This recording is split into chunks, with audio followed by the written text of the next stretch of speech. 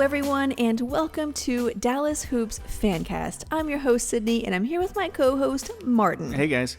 You can follow the show on Twitter at Dallas Hoopscast. I'm at _ Sydney Myers. The website is DallasHoopscast.com, and you can listen where you can also listen to new episodes and read exclusive articles. We also post new episodes on our YouTube channel, so if you aren't subscribed there, subscribe if you prefer that medium.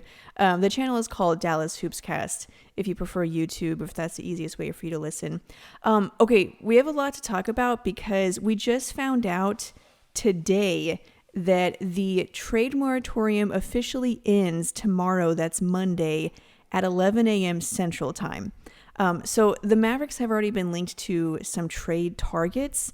And so we're going to talk about that and then make some predictions for what we think are going to happen for the Mavericks and then move on to some draft stuff. But first, I want to talk to you about ZipRecruiter. What? I'm just kidding. Okay.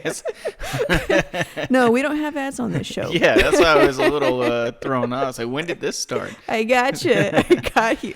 Oh, they got a free ad there. No, we don't do ads.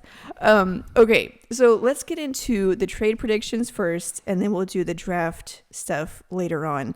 All right, so the moratorium ends tomorrow at 11 a.m. The Mavericks have been linked to like 4 or 5 players. Half the league. Yeah, well, but what seems solid so far is Victor Oladipo, Jrue Holiday, Zach Lavine, Tobias Harris, and Spencer Dinwiddie. Now, Tobias Harris was a little while ago, but I'm leaving him on the list because it was mentioned that they are interested in him. So first, I want to do which player do you want the most, and then we'll do what do you think the Mavs will actually do? Like, who do you think the Mavs will actually get? So between those players, Oladipo, Holiday, Lavine, Harris, and Dinwiddie, which one do you want the most? I guess I would say probably Jrue Holiday because he is, at least he's known for being a really good defender. Mm-hmm. He's a veteran. He has been in some big moments in the past. Not really. He's been on a lot of teams that really just haven't been as good as they that really... were sort of mediocre. Yeah, exactly. Yeah. I think given a chance on a better team, you'll be able to see he'll probably get more recognition. But I would say Jrue Holiday. Behind that would be Zach Lavine. Yeah, I think Holiday also fits really well. I think his playmaking ability... Obviously, his off-the-ball play is very good. I mean, obviously, you can tell from this list that the Mavericks are going after a secondary playmaker, which I think is smart because, I mean, Porzingis is a really great player, but he's not a playmaker in the sense of like what a guard would be. And I think that's what the Mavericks need next to Luka, and that's obviously what they're going for. And you saw the benefit of having a playmaker when you had Trey Burke, even though it was just for a short period of time, and he played out of his mind. But if you put a quality playmaker next to Luka, it opens up the floor. We've seen so many players come into Carlisle's system, and they just are better than before. Yeah. And so if you were to get a legit quality secondary playmaker next to Luka, he should thrive in this system. Yeah, I think that says a few things, the Trey Burke point. One, that playing next to Luka will make that guy's job easier. So if you look at guys like really all of these guys, Oladipo played with Westbrook, but he's a totally different player than Luka. But Holiday, Zach Lavine, they haven't played with a guy like Luka. A lot of times they're the number one option.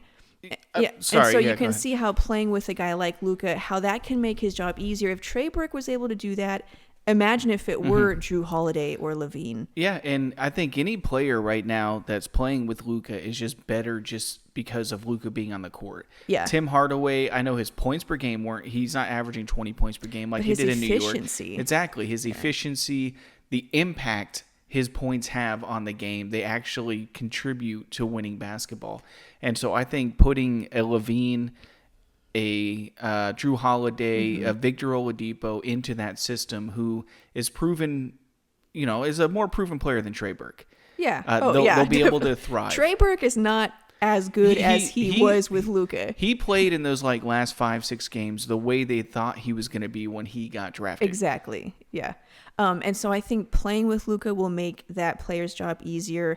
one, because of, like you said, the gravitational pull of Luka, but also how good Luka is and being able to play off of that player or get him shots. And then two, like you said, Carlisle's system.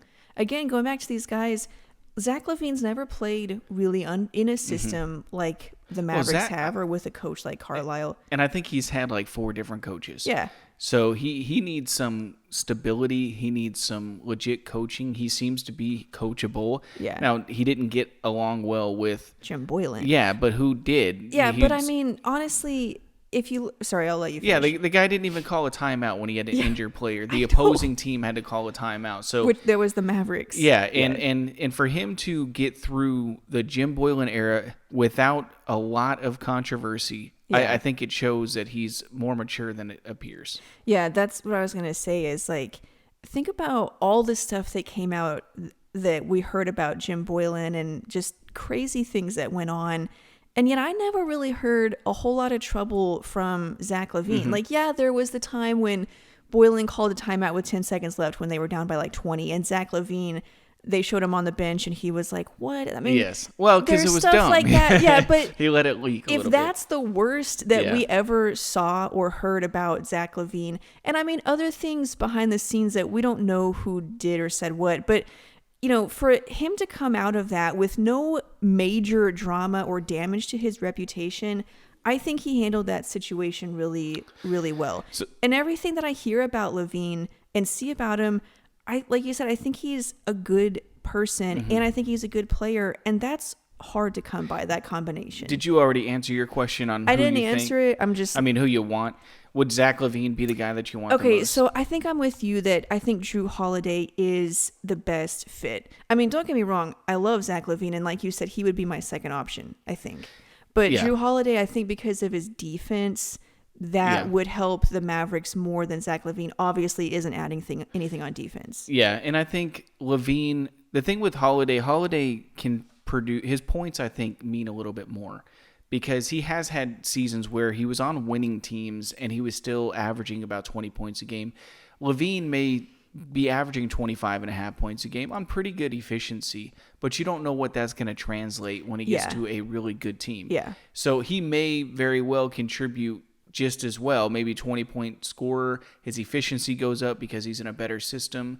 I think he's a great fit. Now, he would have to take the challenge on the defensive side of the court the way Klay Thompson did, where he's got to recognize that Luka cannot spend energy guarding anybody, really. The best player. And so he's got to take that challenge on and become one of the best defensive players in the league. If he did that, then at his age and his scoring ability, his playmaking ability, he'd be a real force for the Mavericks. Yeah, well, and like you said, he is an efficient scorer. Like last season, he averaged 25.5 points on 45% shooting overall and 38% on three. And that's with him being the focal point of the offense for the most part. Team. Yeah. I don't get where this narrative came from that Zach Lavine is this Chucker. Russell Westbrook kind of gunslinger that's going to shoot 3 for 20. And I don't know where that came from. I've never seen that or heard that about Zach Lavine. The numbers don't show it. He's also, his effective field goal percentage last year was 52.5, which is the same as like Anthony Davis, DeMar DeRozan, Luka, Jason Tatum, Kawhi Leonard. No, he's an efficient player. Scorer. I think offensively, I also think that he would fit well next to Luka because he can shoot the three efficiently by the 38%. And you can probably even say that will go up a couple percentage points because he's going to be getting a lot of more catch and shoot. Yeah, a lot of these were like pull up. Yeah. No, I don't understand that. I think from a guy that's gotten better every single year. Oh, yeah. He has jumped, so you can tell he's working hard. He's endured injuries. He's endured bad teams, bad coaches, bad systems. And for him to still be who he is, if he just has one good coach and one good system, he may really thrive. And maybe I would change my pick from Jrue Holiday to Zach Lavine. Well, because we of both the age. picked Jrue Lavine, but the only person we're talking about is Zach Lavine. Yes, yeah. And it's because we know who Jrue Holiday is. Yeah, well, and also because there's so much slander against Zach Lavine. Yeah. And because I disagree with that, I feel like I'm a little inclined to go even further to the other side than I normally would. Like, I don't think the Zach Lavine fit is perfect. Like, obviously defensively, he's not a very good defender. But I think that he's not like this whole, again, going back to the narrative of him being just a volume scorer, that I don't think is true at all. I think offensively he would fit perfectly, and he's the number one option right now, but that's because that's where some of anyone else, right? And that's where some of the slander has come on the offensive side, as if Luka would be second fiddle. Yeah, to or Zach if he Lavine. would take the ball away. Yeah, from and it's Luka. come on, no. Well, first of all, just strictly taking the ball away from Luka. We already want the kind of player to where Luka doesn't have to handle the ball all the time. Now, I'm not saying I wanted to go in the opposite direction, like his rookie year when we were yelling, "Why is Luka standing in the corner?" Like that, I don't want. But I think they're at a point where they understand Luka is the top dog. Well, they just need another guy that can also make plays with the ball. Yeah, I don't think it's a matter of taking the ball out of Luka's hands to give him a rest or anything like that. I think you continue to run the offense through him just like you have already been. But just now, when he passes it to somebody else can make a play, and he's not dependent on making every single play. Yeah. And I think that's what's important. I think you saw glimpses of that with Trey Burke. Really, that's what they need is a second wing guard that can make a play when he has the ball in his hands. Yeah. And that's really it. And I think Lavine can do that. He's proven that he can do that. Now, defensively, he has liabilities. Yeah. But offensively, I don't see any issues, especially with working in Carlisle's system. The fast-paced, they get a lot of possessions, so I don't see that as an issue at all. Yeah, he's an efficient scorer. I talked about the effective field goal percentage. His pick-and-roll points per possession is 0.89, which is about middle of the pack, really. Luka was at 1.04, which he was like top 5, so you can kind of see, some context there. And so, and he also can play off the ball. Now, obviously, he doesn't do that a lot because who else is going to have the ball? But he can do that. I think offensively, it's a fit. But, defensively, in those respects, Jrue Holiday would be better. Victor Oladipo, so he's... Theoretically. Yeah, theoretically. Yeah. It's hard to know. He had the injury. He's had good defensive this season. moments. He wasn't himself. Yeah. So, theoretically, Victor Oladipo would also be better defender. Really, I think probably Jrue Holiday and best case scenario Victor Oladipo would be the better options.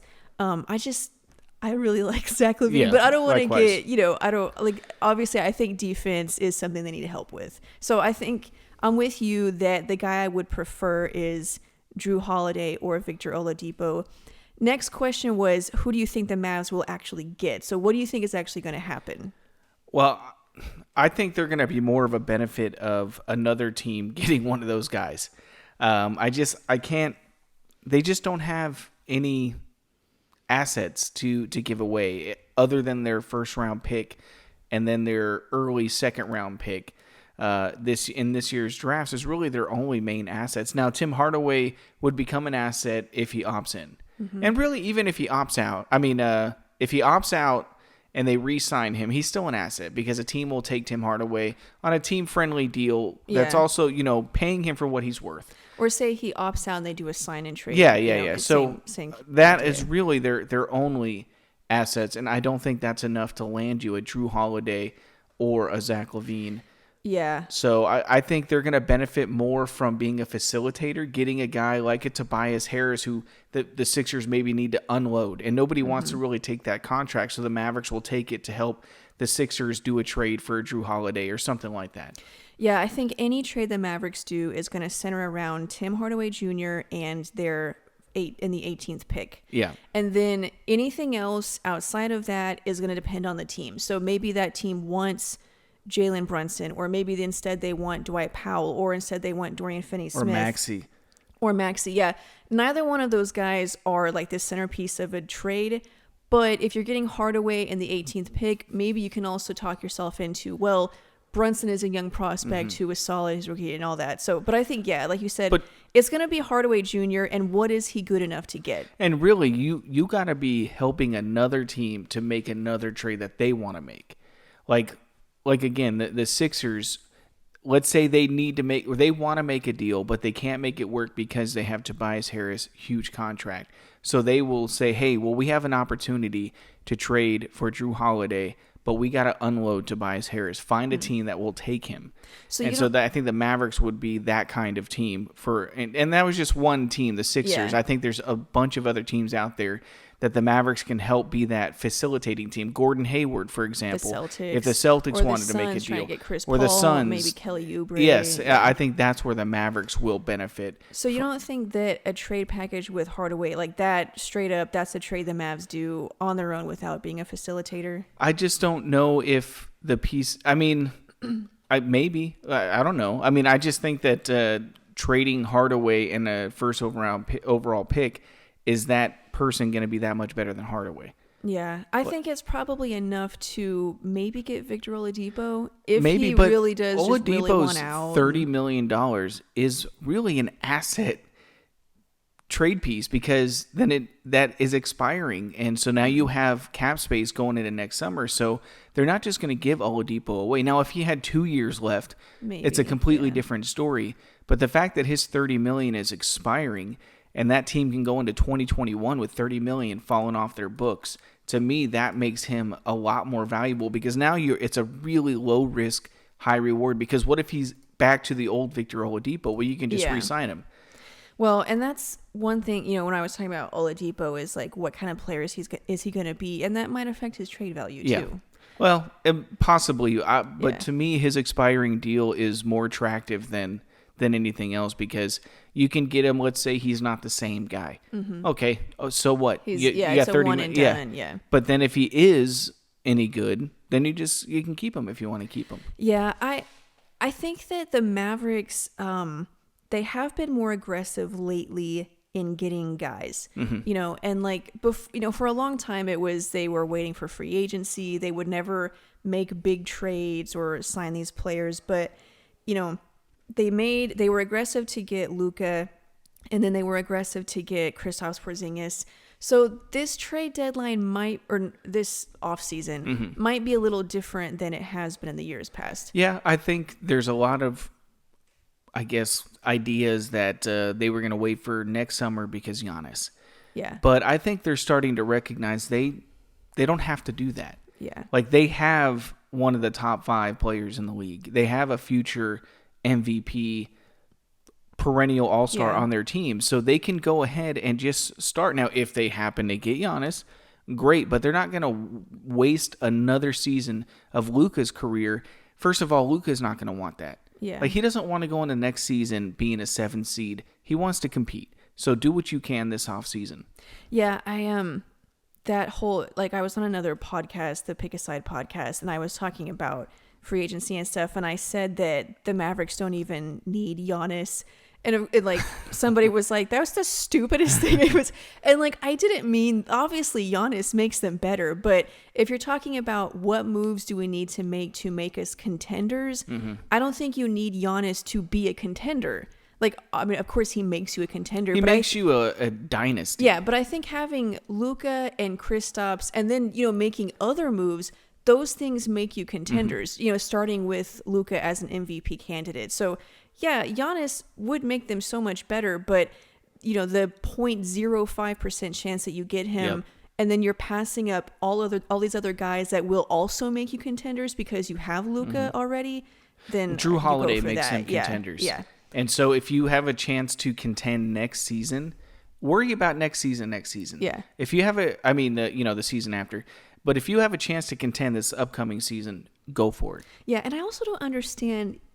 I tweeted this, anytime we talk about players, trades, free agents, or whatever, people always bring up their age. Like Jrue Holiday, he's 30 years old, which is too old now apparently. And I'm like, I don't understand when this started, of when we care so much about these guys' age. It's like, look, if they're 35 or 36, that's a little different. But 30, the guy's in the middle of his prime. It's like, he's 30 years old. In 2 years, he's, going to be half of what he is now. By the time he's 35, he's going to be a shell of his former. It's like, he's not even going to be here in 3 years. Let's just think about the Mavericks' history as a franchise, and also the NBA. nobody stays on a team for that long unless they're LeBron or Kevin Durant or something. So, like, even if Jrue Holiday came and was really good, what are the odds he's even going to be here in 3 years? Because you're always trying to get better. You're always changing. That's just the way the league goes.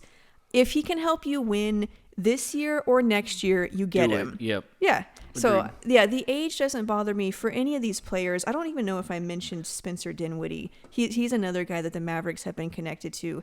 And I mean, yeah, I like him too. That's the same defensive problems I think you have with him. Yeah, he's like mediocre. He had a good season. He averaged almost 21 points, but really low efficiency, 41%. The year before that, he shot 44, but the year before that, he shot 38. So it's like... That's why he's been on and off as sixth man. Yeah. So I would rather have... Like, Spencer Dinwiddie of those guards that we mentioned would be the last case scenario for me.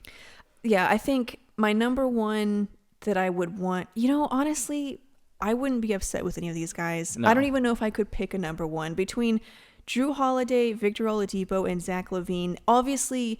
They each have pros and cons that are different from the other one, but and for that reason, I think it's a wash. Like, I think their pros and cons kind of just even out across the board. I wouldn't be upset if they got either one of those three players, and I don't know. The chances are they're not going to. Like, they're not the only team going after these three guys. Maybe, that's why I think the Mavs just don't have the same pieces that another team can present to the Pelicans, for Jrue Holiday. That's why I think they're going to be that facilitator. They're going to get that guy that the team doesn't want anymore, the Gordon Haywards, the Tobias Harris, those kind of guys. That's who's going to end up, the Kelly Oubre's. That's going to end up who's on the Mavericks next year. What was it? The player whose jersey showed up on Paul NBA? Millsap. Paul Millsap. How do you feel about that? I like it. I said it during the season. Yeah. That I thought Paul Millsap was going to be a Maverick next year. Now we don't know if he's going to be, but I just thought he was, for the four that they want, which is a four that's also a wing, but he's a veteran. He's a good defender. He can make plays. He's reliable. He's hit big shots in big moments. He's older. But I know we just talked about age, but he's not the centerpiece of what you're doing. That would be a small deal they made to just But it's that veteran fill out the roster. Exactly. And the guys hit big shots in the playoffs. So I really like it. Yeah, I mean, a cheap, just random free agent deal you bring for a veteran presence to add depth. I like it. Yeah. I do kind of think that it is going to happen because it's so random. Why would a Paul Millsap Dallas Mavericks jersey show up? So and then just one other random free agent thing, Danilo Gallinari. How do you feel about that? Well, I'd love to have him. I mean, I know he's got defensive liabilities, and the Mavericks already have some defensive liabilities, but the guy was the number one offensive rated player in the league last year on a team that centered around defense. And if he can be the number one offensive rated guy on that team, imagine what that would do for the Mavericks offense. Clearly, offensively, not just scoring, but passing, knowing where to be. He clearly impacts the game on the offensive end of the court, even if he's not scoring the ball. I would love Gallinari, but defensively, you couldn't do all of your minutes with Gallinari and Porzingis at the same time. Yeah, I mean, there's the best case scenario kind of guy, the Bradley Beal, the Klay Thompson. And they're just not going to get those guys. Jalen Brown. That's a very high-level dynamic playmaker and a very good defender.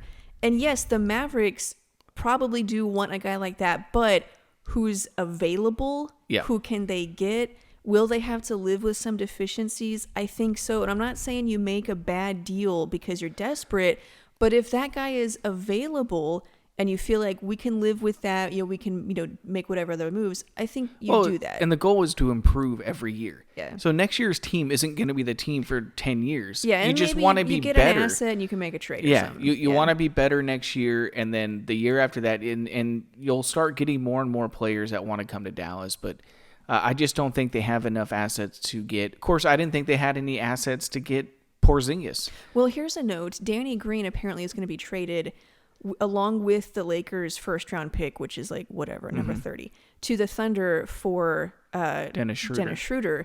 So that might give you an idea of the market. I feel like Dennis Schroeder would be worth a lot more than just Danny Green in that pick.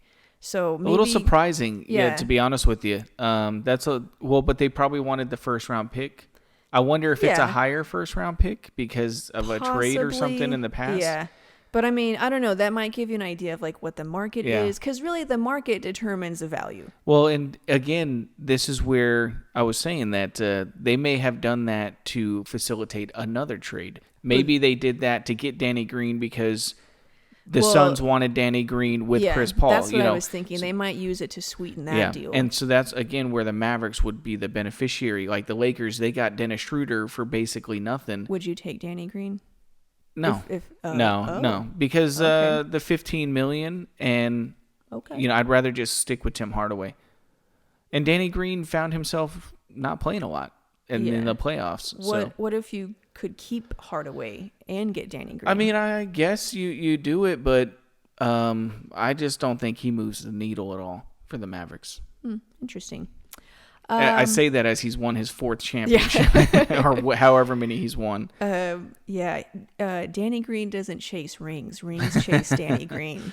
Okay, so that's free agent trades, everything, which starts tomorrow around 11. And then if anything drops, we probably will do a pod and scream our heads off. Oh, definitely, yeah. I think as soon as it drops, it's going to be a million deals. Yes, because all these deals are already done. Suddenly go through. Yes, they're already done. They just have to get approval, and that's probably why the NBA was like the owners probably reached out to him and said, "Look, we got all these trades waiting and free agent deals and stuff." Yeah, okay. And then the draft is just after that on the 18th, which is Thursday, yeah. And then it's gonna and then be, free agency is at Saturday. Yeah, it's gonna be super crazy. Speaking of the draft, I want to play a game. Oh, okay. We did this. I don't know if it was this summer or last summer, where I read scouting reports of current and former Mavericks, and you had to guess. Oh, this was easy. And I want to do this obviously because the draft is coming up, but also because I'm working on an article where I go back and redraft the Mavericks' worst draft decisions. Because, hindsight is 2020. Mm-hmm. Like, obviously everyone has made bad decisions. Honestly, though, when I went back and looked, they made some really bad decisions early on in their franchise existence, although they made some really good decisions too. But in the Donnie Nelson, Mark Cuban area, there's only been like a couple really bad draft decisions. Obviously, everyone knows about 2013, but just a couple of other ones before I published this article. In 1986, the 1986 draft, the Mavericks actually drafted Mark Price, which obviously turned out to be an all-time great point guard. And then they immediately traded him to the Cavaliers for a second-round pick 3 years in the future. I'd say that's probably a super bad decision. Well, when was Mark Price drafted, though? 1986. No. Like first, second, third, fourth, fifth, 25th. He was so a 25th it's not like, pick. Yeah, I mean, there's... But that's kind of a weird... and it sucks that he turned out to be an all-star. Mark Price, Yeah. Another one that kind of blew me away that this is like rarely happens, but in the 1984 draft, the Mavericks had the 4th pick and the 15th pick. They picked Sam Perkins and Terrence Stansbury. Sam Perkins, he was, he had an okay career. Terrence Stansbury never even played for the Mavericks. So they had 4th and 15th. Charles Barkley went 5th and John Stockton went 16th. They literally could have drafted both of them. And would have had Barkley and Stockton. That one, I think, was one of the worst. I won't say... Well, 2013, I think, was the worst, but I won't say the other ones. Obviously, they had a chance to draft Kobe, but there were even others in that draft that they could have picked that they didn't. So, anyway, but that made me think, with all these bad draft decisions, hindsight is 2020, but another thing that goes into it is the scouting reports. Like, even the scouts don't know what these guys are going to turn into. So I'm going to read you some scouting reports of former and current Mavericks, and you have to guess who it is. Okay, how far back are we going? Is it like 90s? Oh, I made sure to pick like of your generation. Okay, in the 2000s. Yeah, okay. kind of that. Early odds. Okay. Okay. Yeah, I didn't want to do I think last time I did Mark Aguirre or something. Yeah, and I'm never going to get that. Yeah, okay. So first, this is from Draft Express. They said, his value proposition at the next level is simple. He created more combined points on the pick and roll for himself and his teammates last season than any prospect in the country. Playing a pick and roll heavy pro-style offense, he kept defenses honest with his jump shot, which ranked second most efficient in this group, and showed excellent command of the ball. While scouts will scrutinize his size, his efficiency as a scorer and prolific shot-creating ability seem tailor-made for the NBA game. It's got to be Shane Larkin. It was. Yes, yeah, that's got to be Shane Larkin. I shouldn't have read the one about his size. Yes, that gave it away because he was really good in college. Yeah. And in college, he didn't look undersized. And then when he got next, college, when he got next to NBA players, he was like Minnie Mouse. Yeah, reading that scouting report, I would almost think it was Luka. Because his pick and roll. Yeah. That's where I was thinking at first. But then when you talked about the size, I was like, despite his size, Shane Larkin, definitely. Yeah, to be honest, reading that and then thinking about it, Shane Larkin, I thought that Trae Young was going to be a lot like Shane Larkin. Like, really, of course, I don't even think Shane Larkin was as good as Trae Young in college. But just that powerful as a scorer. But in the NBA, Shane Larkin's height really got him. And also just not being as great as everyone thought. I thought Trae Young would have the same problem. His height would get to him too much, and I still don't think he's as good as Luka, but he's a lot better than I thought he would be. Like, I'll give him credit for that. He is a lot. I thought he was going to be a total bust, and he wasn't, but Shane Larkin was, at least according to that report. Okay, number 2. Wait, where did number 2 go? Okay. This one's good. He's already in the NBA at this point. From I won't tell you. Okay. Many NBA players play the game above the rim. At 6'8", 245 pounds, he plays it below the kneecaps. He has no business being the 6th or even 7th man on a good NBA team, which the team he was on have become. He can't jump much, isn't quick, doesn't even have a tattoo. Doesn't have a tattoo. What the heck does... It's, And he played for the Mavericks? Yeah, he did. Okay. And he doesn't play for him anymore? No. 6'8", 245 pounds. Bernard James? No. I have no idea about that one. Brian Cardinal. Oh, yeah. At this point, he played for the Warriors. Yeah, what a mean... I know. Yeah. Well, the whole article was sort of it wasn't a mean article. Yes, it was a funny, because what was going on was they sucked so much that he was getting minutes and scoring like double digits. And so they did this kind of piece on how silly it was that he was the guy, at least for that stretch. Okay.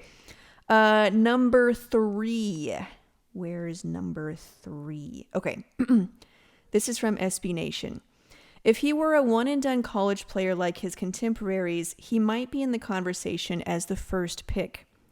Defensively, he must improve on his fundamentals. He has teased the ability to lock down pick and rolls with his mobility and long arms, but he has a long way to go. Okay. I'll read more. Is that Porzingis? Yeah. Oh, okay. Yeah. How'd you get it? The fact that you were staring at me as you said his long arms? Huh? No. Get it? his pick and roll defense liability. It's terrible. Yeah. I told you that's what he's going to find himself on the bench. Yeah, I remember you talking about that. How he just hasn't figured it out. No, he doesn't know where to even be. Yeah. Oh, so this was interesting in this scouting report. The ideal environment will allow him to be a complementary offensive player who scores off screens and spot-ups. A high-tempo team that places an emphasis on spreading the floor with their big men would give Porzingis the platform to flourish. Oh, thankfully, the Mavericks I think that's exactly what... which, again, lends credence to my idea that I think he is going to be just like a pick-and-pop perimeter kind of guy. Yeah. Okay. Keep his knees. Number 4. Okay, this is probably the oldest one, but still. All right. Okay, this is from Usenet, which I don't even know what that is, but that'll tell you how old this is. Athletically, he's outstanding. He could become a terrific defender in the NBA with his athletic ability. He does everything at a high level. He's a leaper. He has to work on his jump shooting and his ball handling and develop a better feel for the game. He's a lottery pick. That probably didn't help very much. No, I mean, there's a couple players that came to my mind. Justin Anderson. No. Wait, let me read one. Oh, okay. All right. Okay. He can dunk, but what else? Could be something special. Justin Anderson. Don't You tell me. already Don't said tell me. that. Brandon Wright. No. It's Jeez. older. Yeah. I'm trying to think. Do you give up? Gerald Green? No. Oh, man. Okay, I'll give you one more clue. He was compared to Michael Jordan. That ain't Michael Finley. No. Oh, okay. Vince Carter. Oh, that don't count. But he played for the Mavericks. Yeah, but, we did Shane Larkin. Yeah. He played here 2 years. Yeah, that was Vince Carter. All right. What a terrible scout. Yeah, well, He can dunk, but what else? yeah. So another one I read was he entered college as an athlete. He left as a basketball player. Like he was. How poetic. Yeah, I know. So there was a lot of comparisons to Jordan, but mostly because he was super athletic and had that same body. And he type. played in North Carolina. Yeah. Okay. I almost read the name of the player. Okay. Just so I can prepare myself. How yes. many of these do I have to endure? There's 7 total. Okay, We're all right, on I number can do 5. that. All right, because Okay. these are hard. Endure. Well, because This they're is hard, fun. and I got to use brain power. Oh, wow. Okay. Sorry. Okay. The well-used line, he can guard any position on the court, is an oversimplification of his defensive abilities and won't be completely true when he reaches the NBA. He can handle more defensive situations with a wider range of players than most big men can. If he defends a guard wing on the perimeter or in the pick and roll, he possesses the foot speed to keep up with a good number of them, the length to compensate for those he can't, and the defensive instincts to make the possession tougher than most big men his age can. Having a big man who can defend the pick and roll and defend This is on Tyson Chandler. No, but Okay. he was kind of a little bit compared to him. And defend on the perimeter as well as he can will be a huge boon for his future squad. Okay. Basi- Brandon Wright? No, same idea in terms of body type, style. Dwight Powell? No. Same idea. Same idea, Okay. yeah. Maxey? No, No. but same idea. Okay. Bernard James? No, but same idea. You just want to know who it is. Yes. He's a newer Maverick. He's a newer Maverick. I don't know. Do you give up? Yes. Willie Cauley-Stein. I should have guessed that one. Yeah. I forgot he was even on the Mavs. That don't count. He played like 13 games. Hey, have you seen his workout videos? God, no, I haven't. He works Well, every good for day. him. This is what I don't, and I was tweeting about this with Kirk Henderson on Twitter. I was like, I don't understand how a guy can work as much as he does. Every day he posts these videos, and he's wearing different clothes, so I'm pretty sure it's different days. I don't see how he can work this much and not get better and not be a better player than he is. Well, a lot of basketball is just instinct. Yeah. It's skill. It's natural. Yeah, I mean, and who knows, like, okay, it's a 30-second video, so maybe he's in there for an hour. He sprayed water on his face, took a picture. Or like you said, some of it is just like talent Yeah. and mental and kind of stuff. I'm not saying that because We don't need to go on a whole tangent about Willie Cauley. I just want to clarify. I'm not saying because I've seen him work out so much now I'm like high on Willie Cauley-Stein and next year's his year. I'm just saying, like, I don't understand why he's not better. Yeah. Okay, next. I almost said the name again. Oh my God. gosh. Oh no. Okay. This is from Sports Illustrated. Not an elite creator for himself off the dribble, relies on using his body to shield the ball and change Luka. direction. I'll finish reading it. Okay. Quicker defenders can get into him and make him uncomfortable. Oh, that's not Luka then. Can be forced into settling for his jumper in isolation situations. Well, the part about quicker defenders bothering him is crap, so it can't be Luka. No, you were right. I know. Yeah. Yeah, I was just making fun of the stupid. I think in some ways, so obviously his athleticism was brought up. It's still brought up. But the can be forced into settling for his jumper. I mean, that does sometimes happen. No, he doesn't. He's not forced. He just does he it. just yeah, does. like Yeah, true. he's not forced to do anything. He just does whatever he wants, and sometimes there's a step back, and it's like, I kind of would have liked you to drive it. That was a fire take. He's not forced into doing anything. He just chooses to do it. All right, let's not over dramatize. Okay, but this is from NBADraft.net. Not very gifted athletically, but has some sneaky athleticism. Okay. A leg that helps him blow by his opponents. His first step is slow, even for European standards. Okay, that's completely crap because his first step is like the fastest of all of his steps. Yeah, not a very good leaper off of 1 foot. His good jumps come off 2 feet. That's not true either. Yeah, I don't know. Can be really emotional at times and lose concentration. Well, that's true. Plays some, when you're 20 years old. Yeah. Okay, I'll do one more. This one is hard because I think it's kind of a generic scouting report, but it's from ESPN. Throwback who does a bit of everything, patient, calculating in his actions, average outside shooter from the perimeter, but likes the mid-range J, boasts a good-looking stroke, he just needs to better align his shooting elbow, blah, blah, blah. Above average passer. This is, what are you just talking about college players? I feel like I'm reading a 2K scouting report. Reliable as a perimeter defender. He has all the versatility and tools that you look for in a small forward. The only question is, how good can he be? Pencil him in as a 2nd round pick. If he had more explosiveness, he would be a sure 1st rounder. Is that Dorian? No. Okay. Do you give up? Oh. After one guess? Yes, I do. Wait, make one more guess. Okay. Another pick. Can I get a hint? So no? Okay. Yes, Is he currently playing for the Mavs? He is not. Okay. Jay Crowder. No. Okay, I give up. I was going to say, think the Dirk Nowitzki era. Josh Howard? Yeah. Oh, okay. Yeah. Yeah, what threw me off is that pencil him in as a 2nd round He went pick? 29th in the 1st round. I guess so. It was a stupid scouting report. Yeah. Well, this is what does it. I mean, if you read this crap, it makes him sound terrible. Yeah. Yeah. No, I mean, granted, I picked the funny lines in your face. Okay, so good job. I don't think you got any of those right. I got a few, but it was a lot harder this time than I remember.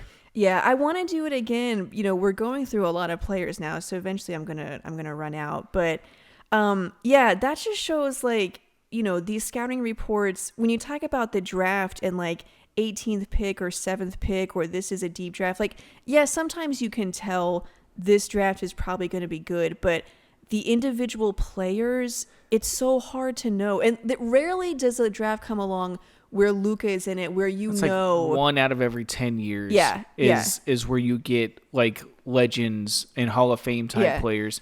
Usually, most drafts, it's a bunch of guys that don't. And not that the players are crap. Obviously, they become NBA players and the NBA is great. But determining which one it is, you have guys like Steph Curry, drop, and Klay Thompson drop, or like Draymond Green, or Manu Ginobili, or Chandler Parsons, these guys that drop or go 13th, Kobe, Giannis, for crying out loud. Yep. So it's those guys are in there, but it's not as obvious as it is and of course, people listening know that, but it's just why I want the Mavericks to be smart about the draft, but I know that it's hard. As long as you don't waste it, like the year they just kept trading down, just don't waste it, Well, but right now that they have their players, there's no need for the draft.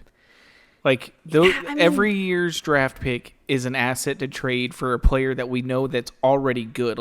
There's no point in drafting an unknown who a 99.9% chance they're not even going to be in the league in 5 years. You might as well trade that pick for somebody that at least will be a rotational player.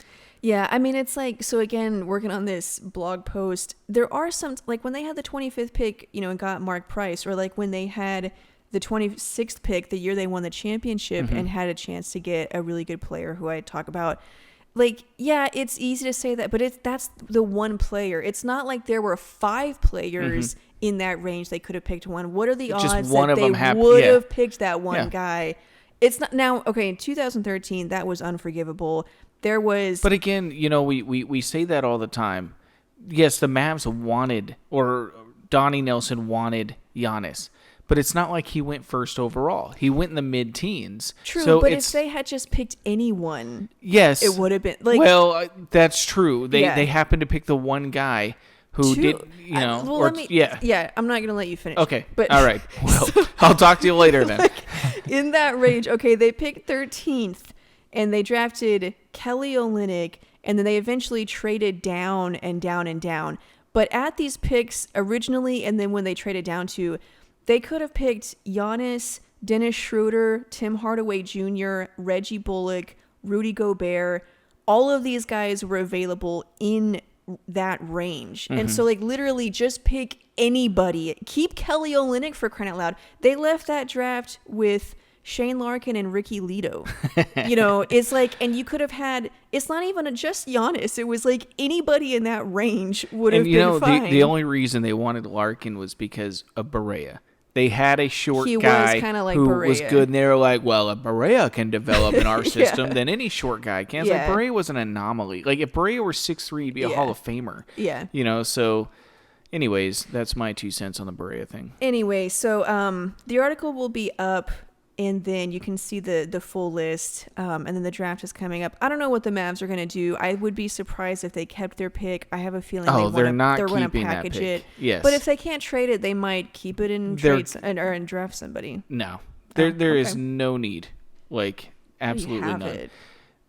For what, though? Like, we just got done talking about how 99% of these players... No, I mean, like, they're not going to just... I think they would... They'll trade it for... I'd rather trade it for Danny Green. Yeah, but I'm saying, like, if they can't get anything done and you're just stuck with a pick, like, they'll draft somebody, but they'll draft somebody that another team wants. Maybe, for them. Okay, that's all we've got. Everything starts tomorrow, and I'll keep an eye on it, and then we'll do a pod if anything huge happens. I don't have anything else to say. Do you have anything else to say? Nope. Okay, cool. Thank you guys so much for listening.